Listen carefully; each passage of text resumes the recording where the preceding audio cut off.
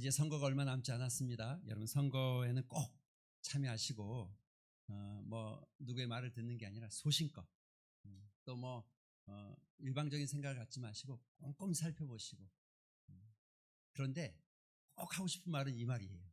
너무 기대는 하지 마세요.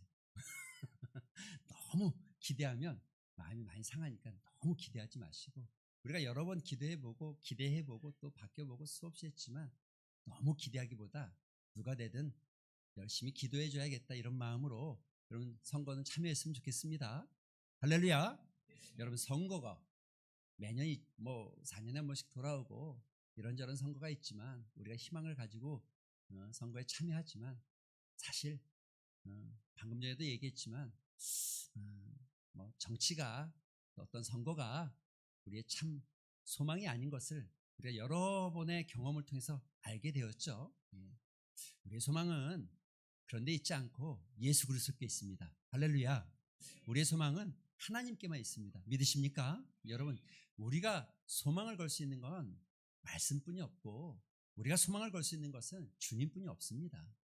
그래서 여러분 5월 한 달 참 가정의 달로 분주했겠지만 다시 좀 정신을 차리고 마음을 모으고 이제 6월 달에는 좀 더 전진해서 하나님 앞에 예배드리고 예배가 우리의 생명입니다.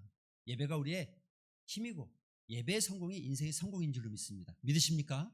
예배의 성공자로 살아가시게 되기를 주님의 이름으로 축원드립니다. 여러분 우리가 살아갈 때 이런 생각들 하잖아요. 인생은 반드시 동일하지 않습니까? 모든 사람이 똑같은 조건은 하나예요. 하나. 태어난다는 것과 죽는다는 것. 죽는다는 원칙에는 3가지 공통적인 원칙이 있어요. 첫째, 언제 죽을 줄 아무도 모른다. 그렇죠? 두 번째, 어디서 죽을 줄 아무도 모른다. 그렇죠? 세 번째, 어떻게 죽을 줄도 모른다. 그럼 이건 다 똑같은 거예요. 그렇죠? 우리 모두가 언제 죽을지, 어떻게 죽을지, 또 어디서 죽을지 아무도 아는 사람이 없다는 거죠. 예약해놓고 내가 몇 날 며칠 몇 시에 어느 장소 어떻게 죽겠다라고 이렇게 예약한 사람이 있습니까? 그런 이야기 통하지 않죠. 그런데 더 중요한 건 이겁니다. 죽음은 끝입니까? 여러분 물어봅시다. 죽음은 끝입니까? 성경은 분명히 말하고 있어요. 한 번 죽는 것은 사람에게 정해져 있지만 그 이후에는 심판이 있다.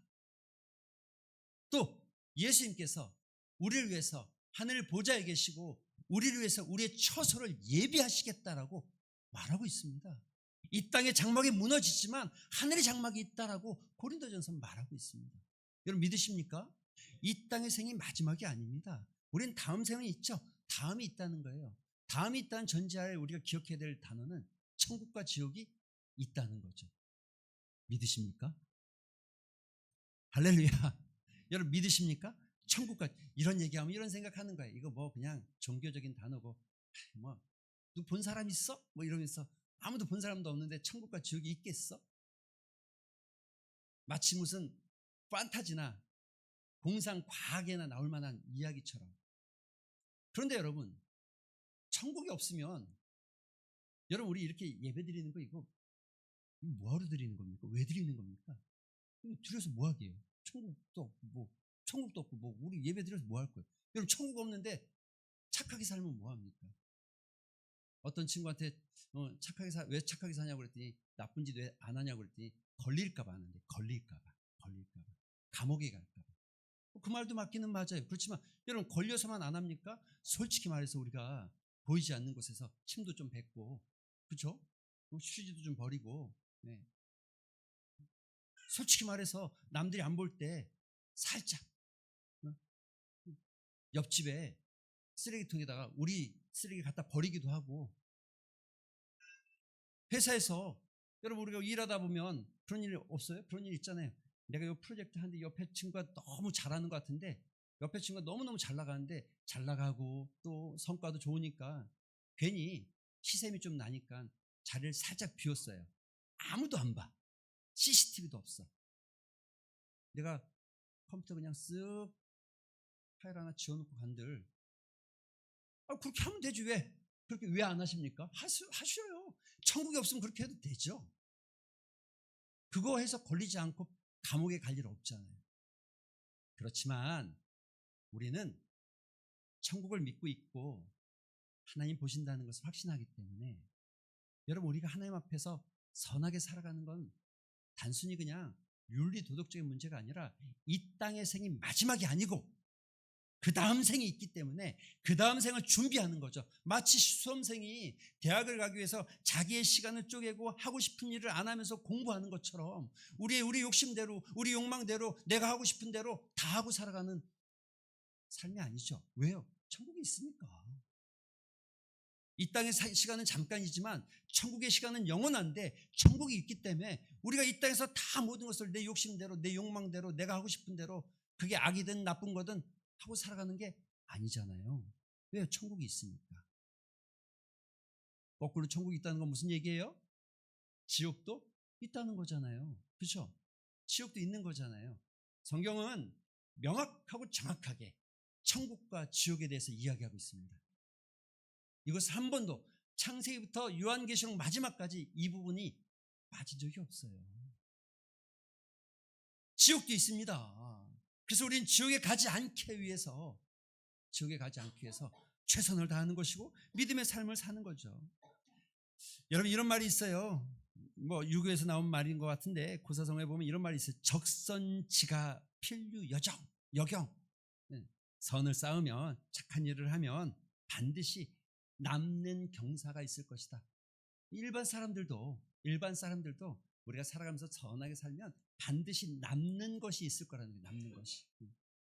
그게 유교에서도 흐르는, 다른 말로 하면 유교든 불교든 모든 대부분의 사람들은 사실은 이 땅의 생이 마지막이 아니고 다음 생이 있다는 것을 믿고 살아가는 거예요. 다만 어떻게 믿느냐가 중요한 거죠. 여러분, C.S. 루이스가 이런 말을 합니다. 영광의 무게라는 책에 보면 이런 표현이 있어요. 평범한 사람은 없다. 우리는 다 영원한 존재와 마주하고 서 있는 것이다. 영원한 존재. 물론 C.S. 루이스가 이 말을 할 때 이 영광의 무게라는 책에서 이 얘기를 하는 이유는 이거였어요. 그러므로 너희는 사람들을 바라볼 때 존중하고 존경하고, 너의 눈에 보이는 사람들이 지금 가치 없다고 생각하면 안 된다는 거예요. 왜냐하면 영원한 세계를 살아가는 한 사람이기 때문에 우리는 영원한 존재 앞에 마주하고 있기 때문에 모든 사람을 존중해야 된다는 거예요. 그러나 그 말 안에 단순히 존중만 있는 것이 아니라 영원한 삶을 산다는 것. 그래서 어떤 사람은 영원한 천국을 향해 가고 어떤 사람은 영원한 지옥을 향해서 나아가고 있다는 게 그 문장 안에도 들어가 있는 거죠. 사랑하는 성도 여러분, 지금 우리의 시간이 여기서 끝날 것 같으면, 지금 우리의 시간이 이걸로 끝나는 것 같으면 여러분, 예배 드릴 필요 없고 찬양할 필요도 없고 그냥 힘들게 그냥 시간 맞춰 나와가지고 일이 앉아 있습니까? 이게 끝이 아니잖아요. 그래서 우리는 생각해야 돼요. 어떻게 살아가야 될까? 어떤 마음으로 살아야 될까? 어떻게 살아야 될까? 천국이 있기 때문에 우리 가정은 어떻게 살아가야 될까? 여러분, 우리가 믿음을 따라 살아갈 때, 예수 그리스도를 믿고 따라갈 때, 오늘 본문의 여호와의 길을 걷는 가정이 되어질 때 우리 안에 천국이 있는 줄로 믿습니다. 믿으십니까? 여러분, 우리가 예수 그리스도의 말씀을 따라 살기 시작하고 그 길을 걷기 시작할 때 다른 방법이 아니라, 성경은 다른 길로 갈 수 있는 게 아니라 내가 곧 길이요 진리요 생명이니 나로 말미암지 않고서는 아버지의 나라에 갈 수 없다라고 단언하고 있습니다.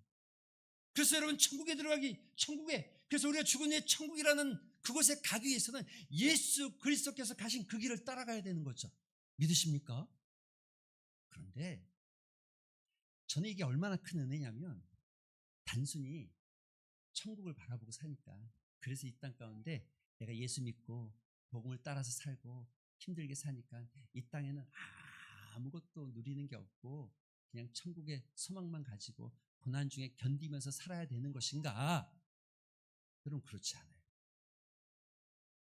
우리가 천국을 소망하고 살아가는데, 우리가 영원한 생명을 소망하고 살아갈 때에, 그래서 우리 마음 안에 이 땅에서 절제하고, 때로는 내 욕심을 포기하고, 때로는 내 욕망을 내려놓고, 여러분, 분노가 치밀지만 참고, 때로는 아무도 안 보기 때문에 내가 저것만 가지면 훨씬 더 부유하게 살 수 있지만 그 유혹을 내려놓는 이유는 단순히 천국의 축복만이 아니라 그런 삶의 자리 가운데 하나님께서 주시는 복이 있는데 그 복이 바로 여러분과 제가 오늘 읽은 시편 128편의 말씀입니다.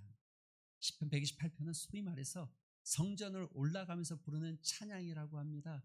가족끼리 유대인들은 이스라엘 사람들은 1년에 3번 성전을 향해서 나아가고 성전에서 예배드리게 되어 있습니다. 그래서 그들이 성전을 향해 나아갈 때마다 부르는 찬양이 몇 개가 있는데 그중에 대표적인 게 시편 128편, 온 가족이 함께 성전을 향해서 나아가면서 불렀던 찬양. 그 첫 시작이 뭡니까? 이렇게 돼 있죠. 여호와를 경외하며 그의 길을 걷는 자마다 복이 있도다. 여러분, 이것은 그냥 천국을 영원한 집에 대한 이야기만은 아닙니다. 여호와의 길을 걷는 자마다, 여호와를 경외하고 그 길을 걷는 자마다 누리는 복. 우리가 이 땅에서 여호와를 경외하고 그 길을 걸었기 때문에 정말 엄청난 거부가 되어지고 엄청난 성공의 자리에 있지 않다 할지라도 하나님께서 주시는 놀라운 복이 우리 안에 있고 우리 가정에 있다는 거예요. 그런 가정은 어떤 복을 누리느냐? 첫 번째 이렇게 돼 있잖아요. 우선 우리가 좀 깊이 살펴볼 건 이 말씀이에요. 1절에 보면 여호와를 경외한다는 거, 또 그 길을 걷는다는 게 뭐냐? 여기 두 가지 단어가 아주 중요한 게 있죠. 경외한다는 것과 걷는다는 것. 경외하는 것과 걷는다는 것. 여러분, 여호와를 경외한다는 게 무슨 말입니까? 단순히 경외라는 단어가 이 헬라어 히브리어 야레라는 이 단어가 무섭다, 두렵다 이런 마음이 아닙니다. 이건 우리가 소위 대자연, 어마어마한 자연, 나이아가라 폭포. 여러분, 그 앞에 딱 서게 되면 인간이 얼마나 작아 보이는지, 그 웅장한 자연 앞에 에베레스트 산을 올라가는 사람들이, 저는 올라가 본 적이 없지만 그분들의 이야기가 이거예요. 올라가 보면 인간이 얼마나 참 보잘것없는지 알게 되죠. 사랑하는 성도 여러분, 그 큰 자연 앞에 내가 섰을 때 그 경외심, 그 어떤 웅장함 앞에 느껴지는 마음 있잖아요. 하나님 앞에 경외한다는 건 이런 마음이에요. 단순히 무서워 떠는 게 아니라 그 하나님의 위대하심과 그 하나님의 거룩하심과 그 하나님의 전능하심 앞에 내가 섰을 때 나의 그 보잘것없는 작은 모습,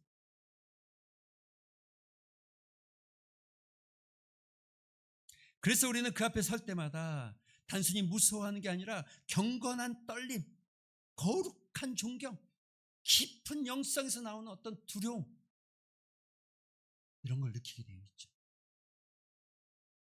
이게 성경이 말하는 경건입니다. 빌립보서 2장 12절에 보면 이렇게 말하면 너희의 구원을 어떻게 하라고요? 두렵고 떨림으로 이루라. 여러분, 두렵고 떨리다 이 말이 경건이에요. 경건. 이 두렵고 떨리다 이 말이 경외예요. 경외.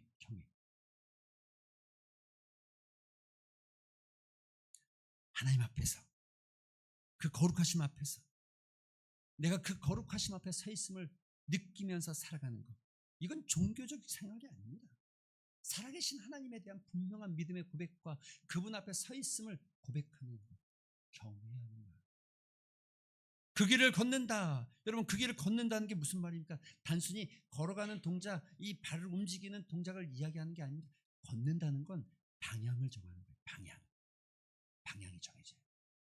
내가 어디로 갈지를 정하고 걷게 되는 거예요. 그 길을 걷는다는 건 바로 우리의 삶에서, 우리의 인생에 있어서 내가 어떤 삶을 살 것인지, 어떤 인생을 살 것인지, 자꾸 어떤 인생, 어떤 삶 이런 얘기하면 무엇이 될까에 초점을 맞추는 경향들이 많아요. 특히 청년들과 젊은이들이 그래요. 그래서 나는 변호사가 될 거야, 의사가 될 거야, 선생님이 될 거야, 나는 엔지니어가 될 거야. 어떻게 될 거에 대한 이야기를 하지만 어떤 삶은 어떻게 될 거에 대한 이야기가 아니라 내가 어떻게 살 건지, 내가 얼마나 깨끗하게 살 건지, 내가 얼마나 거룩하게 살 건지, 내가 얼마나 하나님의 말씀에 비추어서 부끄럽지 않게 살 건지를 결정하는 거죠.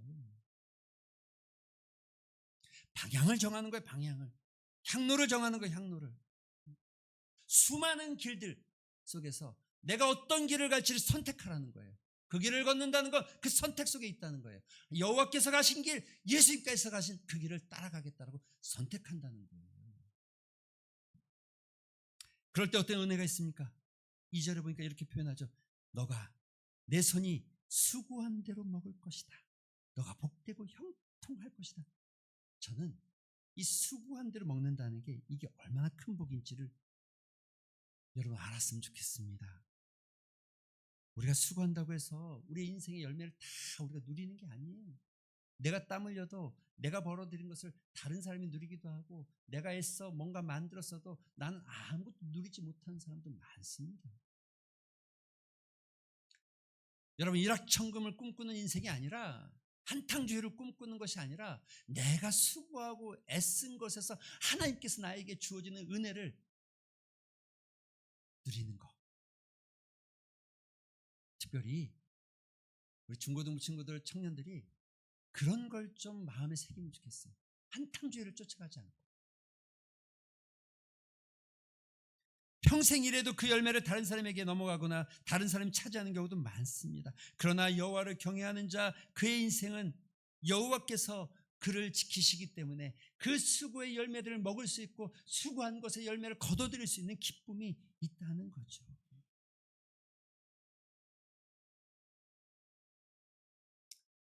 어떤 한 마을에 두 형제가 있었다고 합니다.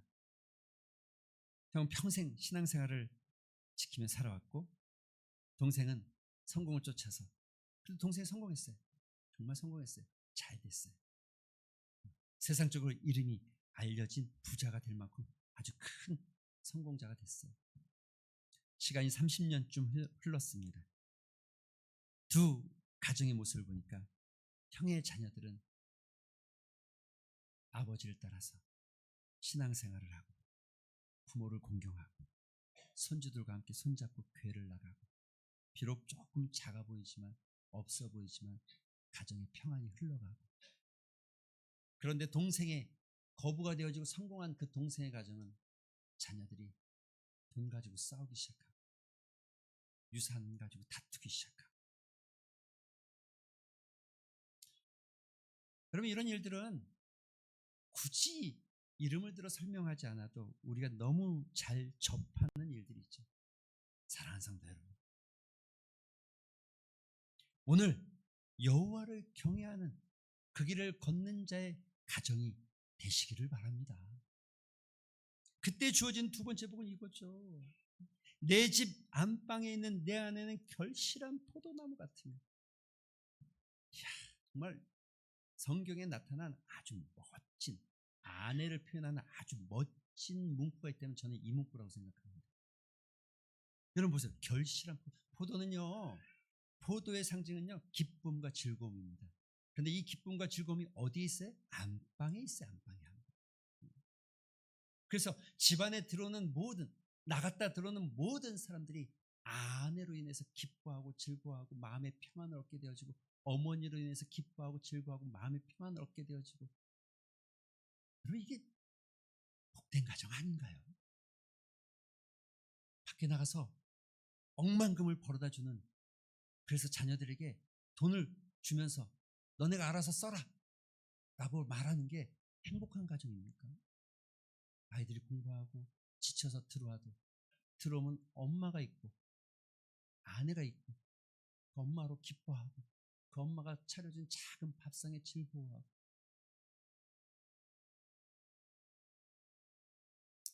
결실한 포도나무, 이 표현이요 굉장히 깊은 의미가 있습니다. 첫 번째, 이 포도나무의 특징은 뭐냐면 친밀함을 가지고, 포도나무는 혼자 크지 않아요. 반드시 뭔가에 엮여서 같이 자라게 돼 있어요. 반드시. 그래서 여러분, 포도나무는 혼자 자라지 않습니다. 혼자 우뚝 서지 않습니다. 남편과 함께, 또 나아가서 주님과 함께 동행하는 아내, 함께하고 있는 그 기쁨, 거기서 나오는 포도나무의 열매. 나는 포도나무에 놓이는 가지라, 그가 내 안에 내가 그 안에 있으면 사람이 열매를 많이 맺나니. 열매. 우리는 뭐 재물, 돈 뭐 이런 것만 생각하지, 열매, 이 열매 기쁨이 많아지나니 즐거움이 많아지고. 포도나무의 특징 중에 두 번째는 풍성함입니다. 이스라엘 백성들은 포도나무가 풍성하다는 것을 생각합니다. 포도를 얘기할 때 하나를 심으면 송이가 막 주렁주렁 열려지잖아요. 그 풍성함을 누리는 거죠. 그래서 기쁨의 상징이 되어지는 겁니다. 포도나무는 기쁨이 되어지고 풍성함을 누리는 거죠. 마음의 평안과 풍성함을 누릴 수 있는 가정이 있다는 게 얼마나 복된 일입니까? 그 중심에 누가 있어요? 아내가 있고. 어떤 가정에? 여호와를 경외하고 그 길을 걷는 가정마다. 여러분, 우리가 천국을 소망하고 천국을 사모하지만, 그래서 천국에 대한 축복만 누리는 것이 아니라 여호와의 길을 걷는 모든 가정은 이런 축복이 주어진다는 거예요. 또 오늘 본문은 이렇게 말합니다. 그 자녀들은 어린 감람나무 같아서, 내 식탁에 둘러앉은 자녀들은 어린 감람나무 같으리로다. 감람나무에 어린 자녀들을 비유하고 있어요. 식탁에 둘러앉은 어린 자녀들, 감람나무. 여러분, 감람나무는요, 이 감람나무를 이야기할 때 몇 가지 특징이 있습니다. 그 중에 하나가 장수예요. 장수. 감람나무는 보통 300년에서 500년 정도 산다고 합니다. 그래서 어떤 학자는 이런 얘기도 해요. 예루살렘에 예수님께서 죽으셨을 때 심겨진 감람나무가 아직도 있다라고 말하는 사람도 있어요. 심지어 1000년을 사는 나무도 있다고 합니다. 장수의 상징, 건강의 상징 뿐만 아니죠. 존귀의 상징이죠. 존귀의 상징. 감람류, 올리브 오일이라고 합니다. 감람류는 제사장과 왕과 선지자의 머리에 부었던 존귀의 상징입니다. 뿐만 아니죠. 감람나무는 여러분 평화의 상징이기도 합니다. 잘 아시는 것처럼 노아가 홍수가 난 다음에 비둘기를 날려보냈더니 비둘기가 물고 온 게 뭐였어요? 감람나무 잎. 비둘기가 이렇게 잎 물고 다니는 그 그림 있잖아요. 그게 거기서 나온 거예요. 평화의 상징처럼 비둘기가 잎 물고 나뭇가지 하나 물고 다니는 거 있잖아요. 그거 거기서 나온 거예요. 성경 거기 노아가 비둘기를 날려보냈더니 물고 왔던 그 상징입니다. 여호와를 경외하고 그 길을 걷는 가정마다 그 자녀들이 식탁에 둘러앉은 어린 감람나무 같다. 건강하고 존귀하고 기쁨과 평화를 나누는 자녀들. 여러분, 이게 복 아닙니까? 성공한 자녀. 그런데 부모랑 한 번도 밥을 같이 먹지 않고 집에 들어오면 문을 닫고 들어가서 나오지 않는 자녀.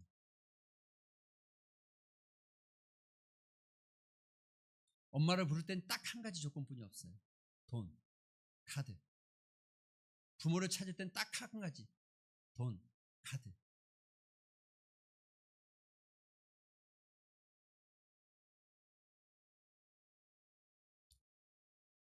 여러분, 우리가 천국을 소망하고 살아가요. 왜냐하면 이 땅의 인생이 다가 아니기 때문에. 그래서 그 천국을 소망하며 우리는 믿음을 지키며 살아가요. 그래서 그 천국을 소망하면서 여호와를 경외하고 그 길을 걸으며 살아가요. 그런데 그 천국만이 우리에게 주어진 복이 아니라 그 천국을 소망하면서 걷는 여호와를 경외하는 삶, 그 길을 따라가는 삶은 이 땅에서도 이와 같은 놀라운 복을 누린다니까요. 마지막은 더 정말 아름답지 않습니까? 여호와를 경외하는 자는 이같이 복을 받으리로다. 여호와께서 시온에서 너에게 복을 주실 것이고 너의 평생의 예루살렘의 번영을 보며, 여기 시브리 말로 이렇게 찾아보면 시온으로부터라는 의미가 있어요. 시온으로부터. 그리고 이게 다른 말로 하면 모든 가정의 복이 어디에서 나오느냐? 인간의 노력이나 회사나 우리가 뭘 했기 때문에 나오는 게 아니라 시온으로부터 나오는 복을 누리게 된다는 거예요. 시온으로부터 나오는 복. 여러분, 시온으로부터 나오는 복이 뭡니까? 구약적 개념으로 하나님께 주시는 복, 신약적 개념으로 예수 그리스도를 통하여 주시는 복.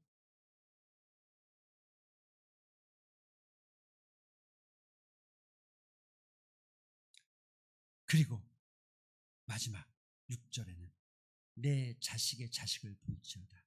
이스라엘에게 평강이 있을지로다. 자식의 자식. 1대에서 2대, 2대에서 3대로 끝나는 게 아니라 자식의 자식이 이어져가는 복을. 할렐루야. 한 세대로 끝나는 복이 아닙니다.